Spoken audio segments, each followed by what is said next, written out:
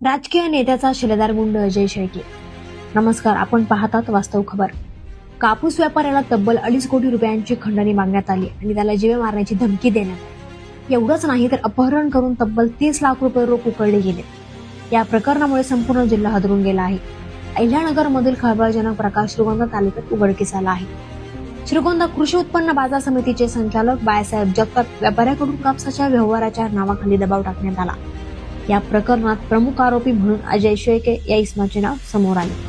त्याच्यासोबत सुमारे 11 जणांवर गुन्हा दाखल करण्यात आला आहे. कापूस व्यापाऱ्याला न्याय आता बाजूला राहिला. काल परवा निलेश लंके यांच्यासोबत असलेले अजय शेळकेचे फोटो विकी समर्थकांनी व्हायरल केले.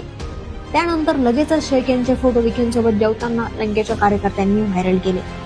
फोटोचं प्रकरण इथेच थांबलं नाही, तर त्याच अजय शेळकेचे फोटो संग्राम जगताप यांच्यासोबत व्हायरल झाले. गुन्हेगार राजळे, राम शिंदे, विक्रम पाचपुते यांच्यासोबत फोटो दिसले. गुन्हेगार अजय शेळकेमुळे राजकारण तापलं. या गुन्हेगाराची कार्यकर्ता म्हणून जबाबदारी कोण स्वीकारणार? कापूस व्यापाऱ्याला न्याय कोण देणार?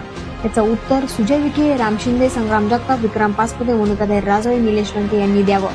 धक्कादायक म्हणजे आरोपी अजय शेळके याचे माजी खासदार सुजय विखे आणि आमदार संग्राम जगताप व यांच्यासोबतचे अनेक फोटो सोशल मीडियावर व्हायरल होत आहेत.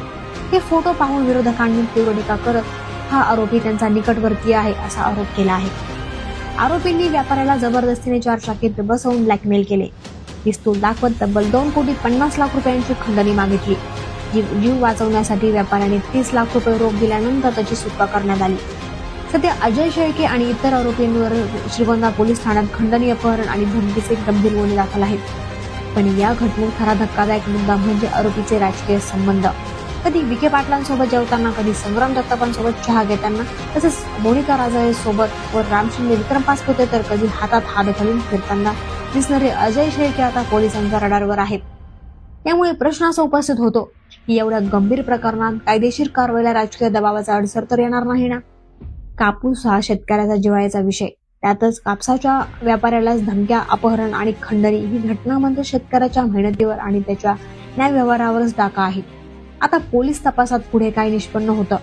आरोपींवर खरंच कठोर कारवाई होते का, की राजकीय नातेसंबंधामुळे प्रकरण दाबलं जातं? याकडे संपूर्ण जिल्ह्याचं लक्ष लागलं आहे.